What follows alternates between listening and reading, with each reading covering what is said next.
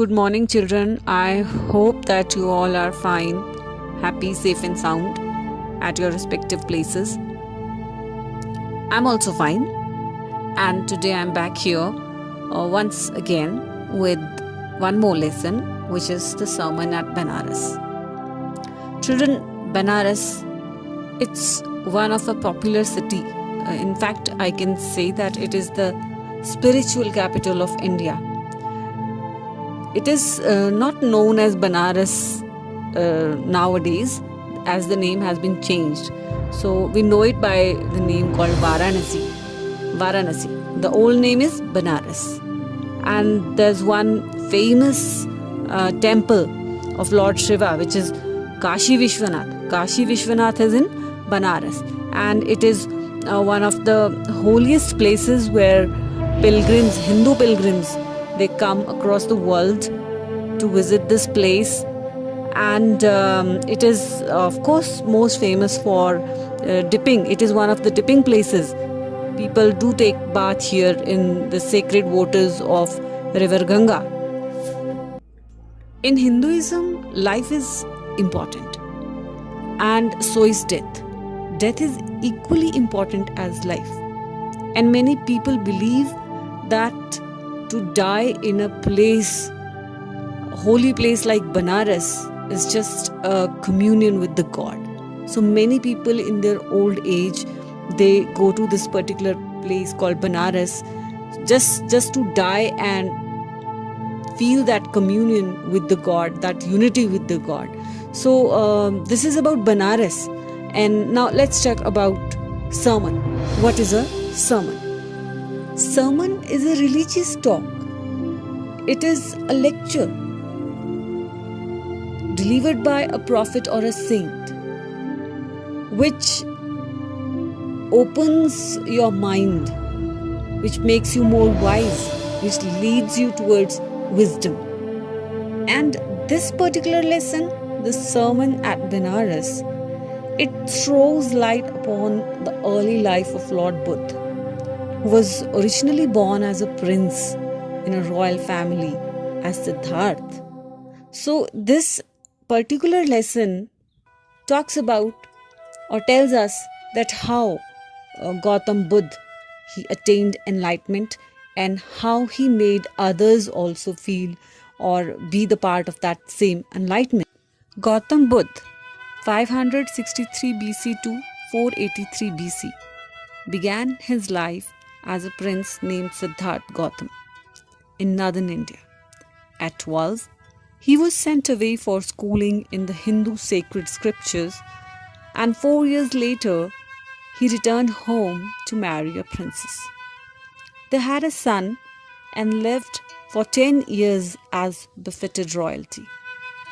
At about the age of 25, the prince, heretofore shielded from the sufferings of the world, while out hunting, chanced upon a sick man, then an aged man, then a funeral procession, and finally a monk begging for alms. These sights so moved him that he at once became a beggar and went out into the world to seek enlightenment concerning the sorrows he had witnessed. He wandered for 7 years and finally sat down under a fig tree where he vowed to stay until enlightenment came. Enlightened after 7 days, he renamed the tree the Boo tree, the tree of wisdom, and began to teach and to share his new understandings. At that point, he became known as Buddha, the awakened or the enlightened. The Buddha preached his first sermon at the city of Benares, most holy of the dipping places on the river Ganga. That sermon has been preserved and is given here. It reflects the Buddha's wisdom about one unscrutable kind of suffering. Children, this part of the lesson tells us about the early life of Gautam Buddha. That his name was Siddhartha Gautam. He was sent to a faraway place when he was only 12 years old to study Hindu sacred scriptures, which means Vedas, Shastras, Purans. And after coming back, he was married to a princess. And they both had a son. And they lived like a royal family for about 10 years. Siddharth was never taken out to see the real world or any unpleasant, sorrowful experiences of the world. He was shielded, he was protected from outside world. But once, while out for hunting, what did Siddharth come across is the real world. He saw a funeral procession, sick man, aged man, and a monk asking for alms, that is, food, money. He was begging. He was completely shattered.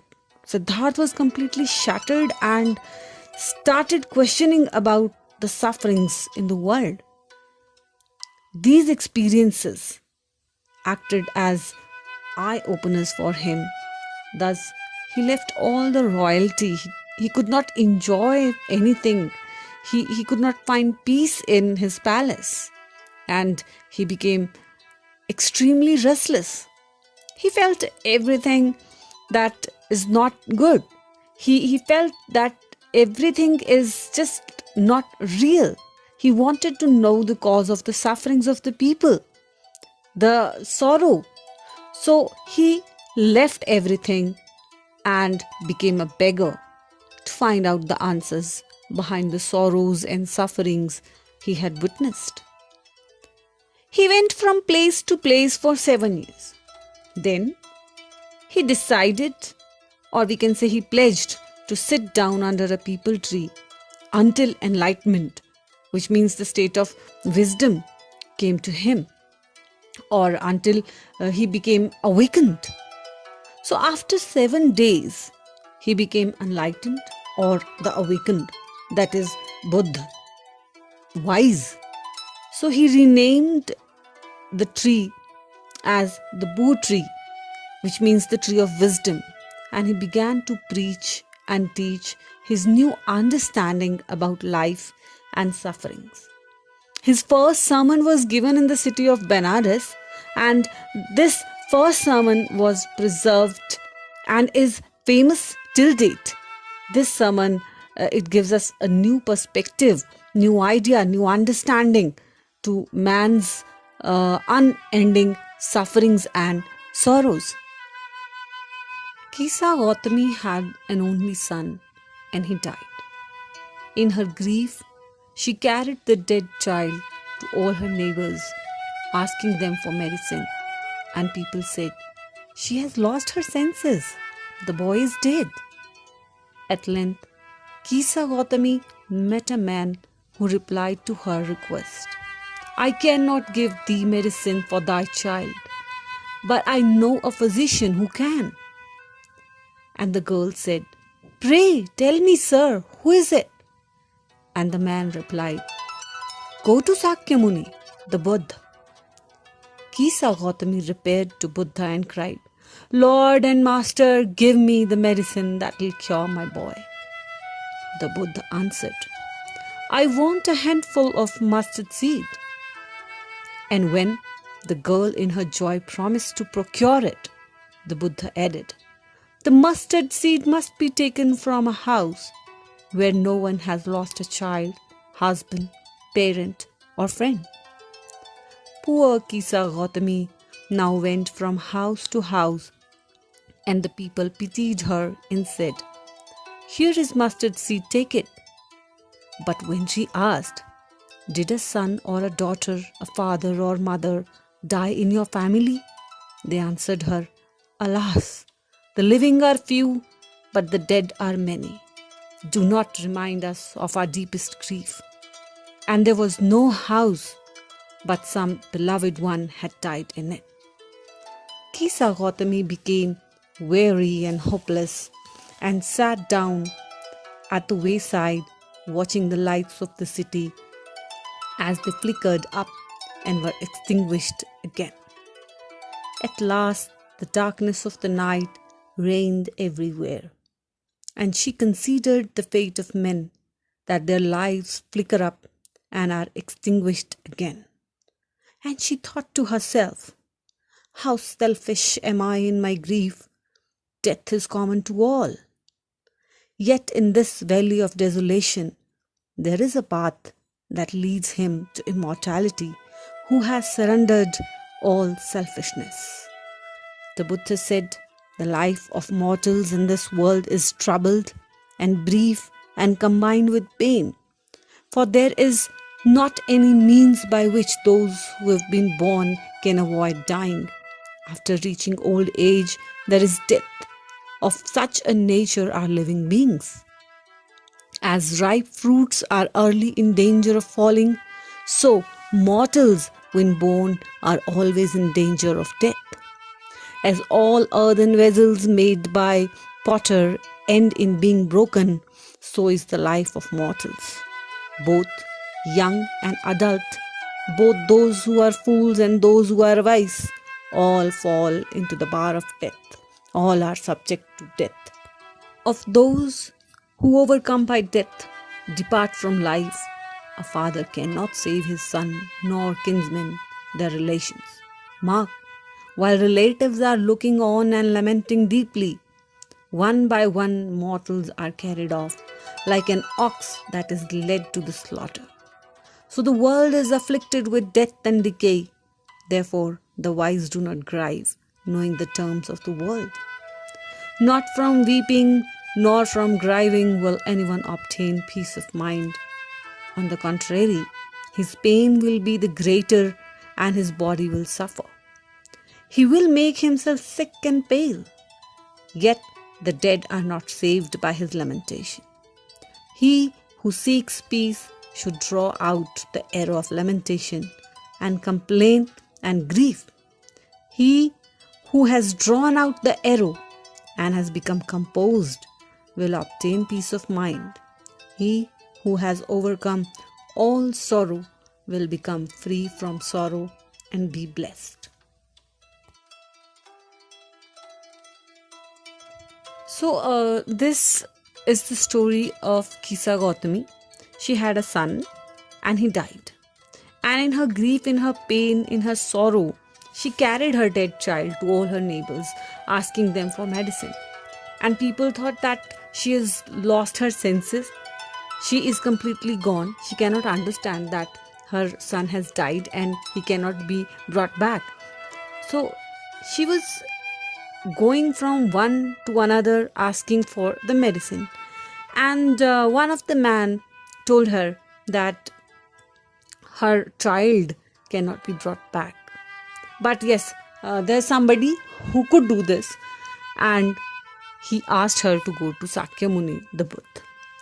And poor Kisa Gautami, she went to Lord Buddha and asked him to give medicine for her boy. And Buddha said that, okay, I'll bring your boy back to life. But what I need is a handful of mustard seed. And Kisa Gautami became really very happy that now she will be able to get her boy back. So she was actually happy. But Buddha then added that the mustard seeds which you are going to bring should be brought from the house where no one has ever died. So poor Kisa Gautami, she went from house to house to procure the mustard seeds. But what happened? She became actually hopeless, because wherever she went and asked for the seeds, she couldn't find, because the seeds were to be brought from the house where no one has ever died. And when she asked people were ready to give her the mustard seeds. But whenever she asked that, has someone died? Everybody said that, please do not tell us or do not remind us of our pain, our grief. The living are very few. Those who have gone, there are many. So then she realized that no, this is what Gautam Buddha wanted me to understand, that death is common to all. Finally, she sat down watching the lights of the city, and the lights were flickering up and then they were extinguishing, and finally there was complete darkness of the night, and she considered that particular darkness with the fate of the man, the flickering lights with the fate of the man, that the lives just flicker up and then they are extinguished. They are no more. And then she thought to herself that she was actually very selfish by not realizing that death is common to all. So she felt that the complete world is an area which is filled with deep sorrow, and people are just worried about their own sufferings, and people are actually very, very selfish. And then Buddha said that the life of mortals, those who are bound to die, mortals here means those who are bound to die, they are always troubled. And the life is brief, which is combined with pain. So we have to understand that both unrest and rest, peace and unpeace, they are all common. Life and death, they are the part and parcels of our lives. So there is no means by which we can just avoid dying. After reaching old age, everybody has to die. And sometimes people do not even attain the old age, they die.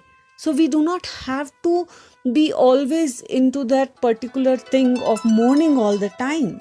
We have to come out of that deep sorrow. We have to take that arrow of lamentation, that arrow of sorrow or arrow of pain. If we will not take that arrow out, we will not be able to lead a happy and a peaceful life. Because we have to understand that death is the ultimate reality. It is common to all. We cannot just keep grieving and keep weeping and keep, being in the state of sorrow all the time. If we really actually want to obtain the peace of mind, then we'll have to take that, or we have to draw out that arrow of lamentation. If we actually feel, and if we actually want to be out of sorrow, and if we actually want to be blessed. So, according to Buddha, the life of mortals is troubled because they are made of, they cannot be always in peace. In fact, whosoever is born must rest eternally. It's not possible. There is no way a living being can avoid facing death. Just like a ripe fruit is more prone to falling, an aged man or a mortal is bound to die. Just like all earthen vessels break up at some point, so do men. Whether old or young, foolish or wise, death leaves no one. So only way death works is by withdrawing the person from the living world. That is, the person ceases to exist. No one can have control over death. Neither a father can save his son, no relative can save his another relative. It is just like that an ox is taken to the slaughterhouse to be killed, so does death do with the mortals, all those who are leaving none behind. Everybody has to die today or the other day. Thus, one who knows the truth and does not grieve at his loss is the one who has been called wise by Lord Buddha. So, according to him, one should not cry, weep, or be miserable at something which is bound to happen, or it will keep man away from obtaining peace of mind. It will only multiply the pain and suffering, thus leading to physical weakness, and moreover, no amount of grief would bring back the dead. So it's very important, really important to understand that one must move past feelings like sorrow and grief, and it is the only way that leads you to the path of salvation, to the path of peace. There is no life without death, and there can't be death without life.